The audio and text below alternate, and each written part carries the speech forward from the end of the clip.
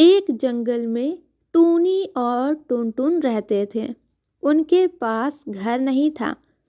टूनी, हमारे पास घर नहीं है और इस जंगल में अब कोई पेड़ नहीं है जहाँ हम अपना घर बना सकते हैं। टूनी, चलो हम कहीं दूसरे जंगल जाते हैं और अपने के लिए एक सही पेड़ ढूंढकर अपना घर बनाते हैं।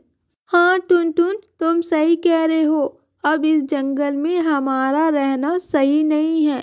अब यहाँ पर हम घर भी नहीं बना सकते हैं। हमें किसी और जंगल में जाकर अपना घर बनाना होगा। और फिर टूनी और टुनटुन दूसरे जंगल में चले जाते हैं।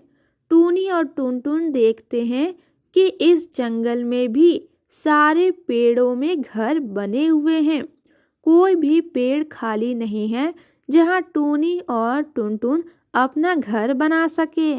टुनटुन, इस जंगल में भी एक भी पेड़ खाली नहीं है। अब हम अपना घर कहाँ बनाएंगे?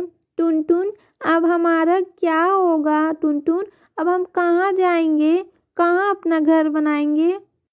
तुम परेशान मत हो टूनी, हम कोई ना कोई रास्ता ज़रूर निकाल लेंगे। हमें कोई ना कोई रास्ता ज़रूर मिलेगा। वो देखो, उस आम के पेड़ के सामने एक सूखा पेड़ है जिस पर किसी ने भी घर नहीं बनाया है। चलो टूनी, हम उस पेड़ के सामने जाते हैं और उस सूखे पेड़ में ही अपना घर बनाते हैं।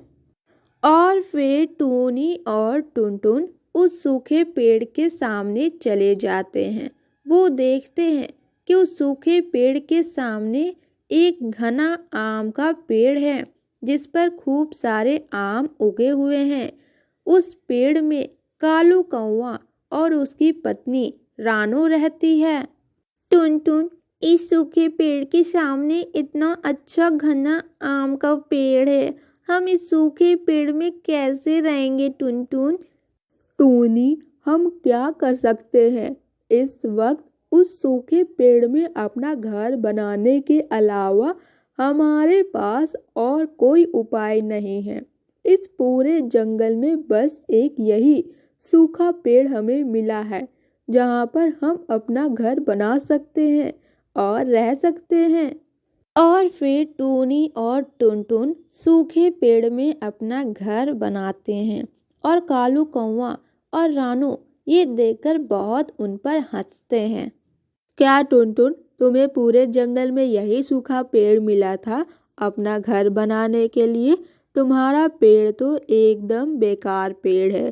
तुम्हारे इस सूखे पेड़ के सामने मेरा ये सुंदर आम का पेड़ है।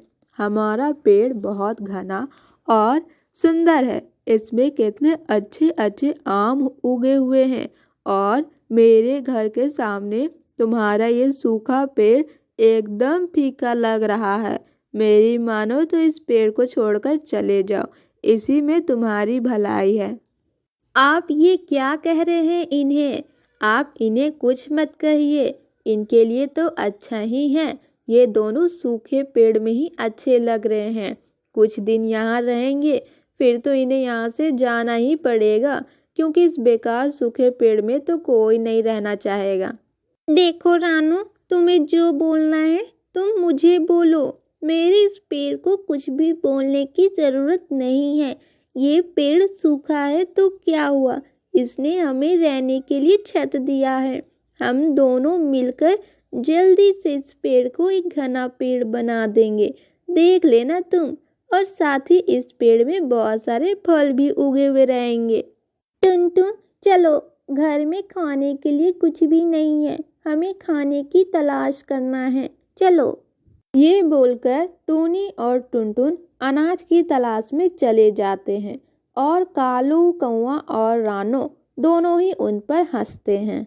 रानो, इन्हें अपने इस सूखे पेड़ की वजह से अनाज की तलाश में जाना पड़ा, लेकिन हमें देखो, हमें कहीं जाने की ज़रूरत नहीं है, क्योंकि हमारा ये सुंदर पेड़ हमें खाने के लिए आम देता है। आम खाकर हमारा पेट भर जाता है। हमें कहीं पर भी अनाज ढूंढने के लिए जाना नहीं पड़ता है। तो फिर चलो रानो, हम दोनों कहीं घूम कर आते हैं। ये बोलकर कालू और रानो घूमने चले जाते हैं। वहीं दूसरी तरफ सूखे पेड़ और आम के पेड़ में बहस होने लगती है। आम का पेड़ सूखे पेड़ का अपमान करती है। ये देखो सूखे पेड़, मेरे पेड़ में कितने सारे आम उगे हुए हैं। तुमने देखा मेरे मालिक और मालकिन ने मेरी कितनी तारीफ की। देखो मेरे डालों में कितने सारे पत्ते हैं और तुम्हारे डाल को एक भी पत्ता नहीं है। और फल की तो बात ही मत करो, तुम्हें देखकर तो कोई भी खुश नहीं होगा। एकदम तुम बेकार पेड़ हो। जिस पक्षी ने तुम्हारे पेड़ में अपना घर बनाया है वो एक दिन पछताएंगे और वो एक दिन तुम्हें अकेला छोड़कर चले जाएंगे। फिर तुम अकेले ही रह जाओगी। उसके बाद तुम्हारा क्या होगा? तुम्हें मेरे बारे में इस तरह बोलने का कोई हक नहीं है। आज मेरी जड़ों में पानी सूख गए हैं, इसलिए मैं भी सूख गई हूँ।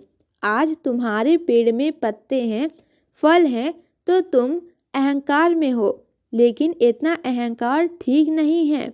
और मेरी मालकिन ने मुझसे कहा है कि वो रोज मुझे पानी देंगी। तुम देखना वो दिन दूर नहीं जब मैं भी तुम्हारी तरह एक सुंदर पेड़ बन जाऊंगी। मेरे भी पेड़ में पत्ते होंगे और मेरे पेड़ों में भी खूब सारे फल होंगे। हा हा हा हा, तुम्हारी ये उम्मीद बेकार जाने वाली है। वो पक्षी कभी तुम्हें पानी देने वाले नहीं हैं और तुम्हें छोड़कर चले जाएंगे और फिर तुम कभी मेरी जैसी नहीं बन पाओगी। ना तुम्हारे मेरे जैसे कभी फल उगेंगे और ना तुम कभी मेरी जैसी सुंदर दिखोगी। तुम हमेशा इस सूखे पेड़ की तरह ही रह जाओगी, कभी भी मेरी जैसी नहीं बन पाओगी। ये बोलकर आम का पेड़ सूखे पेड़ को देखकर बहुत हंसती है और सूखा पेड़ अपने आप पर इस तरह आम के पेड़ को हंसते देख बहुत उदास हो जाती है। और फिर एक दिन सूखा पेड़ टूनी और टुनटुन को ये सारी बात बता देती है। सूखे पेड़, तुम परेशान मत हो। तुम्हें परेशान होने की कोई ज़रूरत नहीं है। तुम सूखे हो तो क्या हुआ, मैं तुम्हें रोज पानी दूंगी और तुम्हें बहुत घना बना दूंगी। तुम देखना तुम्हारे पेड़ में भी पत्ते होंगे और खूब सारे फल भी होंगे। ये बोलकर टूनी और टुनटुन रोज सूखे पेड़ को पानी देने लगे और फिर धीरे धीरे सूखे पेड़ में पत्ते आने लगे। वहीं दूसरी तरफ आम के पेड़ को पानी न मिलने की वजह से वो धीरे धीरे सूखने लगी। आम का पेड़ अपने आप को सूखते देख परेशान होने लगे। वो चिंता में रहने लगे कि कहीं वो सूख ना जाए। ये सब देखकर आम का पेड़ अपने मालिक और मालकिन से कहती है, मालिक, उस टूनी ने इस सूखे पेड़ को पानी देकर धीरे धीरे घना बना दिया है और आपने तो मुझे कभी भी पानी नहीं दिया है। मुझ में पानी की कमी हो रही है। अगर ऐसा ही चलता रहा तो एक दिन मैं धीरे धीरे पूरी तरह से सूख जाऊंगी और मेरे पेड़ में फल उगना भी बंद हो जाएंगे। आप मुझे रोज पानी दीजिए, नहीं तो मैं सूख जाऊंगी। क्या बोल रही हो तुम आम का पेड़? तुम हमें हुक्म दे रही हो? तुम्हारी इतनी हिम्मत? तुम सूख जाओगी तो हम किसी और पेड़ को ढूंढ लेंगे, तुम्हें छोड़कर चले जाएंगे। तुम्हारे अलावा भी बहुत घने पेड़ हैं जहां हम जा सकते हैं। समझ में आया तुम्हें? हम तुम्हें कोई पानी नहीं देंगे। इतना बेकार काम नहीं है हमारे पास कि हम तुम्हें पानी देते रहे। चलो रानो यहाँ से। और इस तरह आम के पेड़ को पानी नहीं मिलने की वजह से वो पेड़ सूख जाता है। उसके सारे पत्ते झड़ जाते हैं और एक भी फल नहीं होता है। वहीं टूनी उस सूखे पेड़ को एक सुंदर घना पेड़ बना देती है। उस घने पेड़ में बहुत सारे अनार उगे होते हैं। देखा आम का पेड़, तुम्हारे अहंकार ने तुम्हें क्या बना दिया। देखो मेरे पेड़ में कितने सारे पत्ते हैं और कितने सुंदर सुंदर फल उगे हुए हैं और तुम एकदम सूख गई हो। इसलिए मैंने तुमसे कहा था, इतना अहंकार किसी के लिए भी ठीक नहीं होता है। हाँ अनार का पेड़, तुमने ठीक ही कहा था। ये मेरे अहंकार का ही फल है जो आज मुझे मिला है। हो सके तो मुझे अपनी गलती के लिए माफ़ कर देना। अब टूनी और टुनटुन को कोई परेशानी नहीं होता है। वो अपने घर में आराम से रहते हैं और पेड़ के अनार खाते हैं।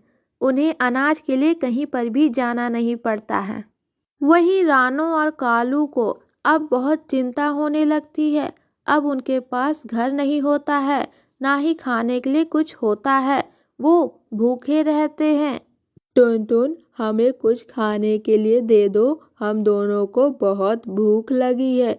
तुम्हारा ये सूखा पेड़ अब घना पेड़ बन गया है। इसमें तो बहुत सारे अनार उगे हुए हैं।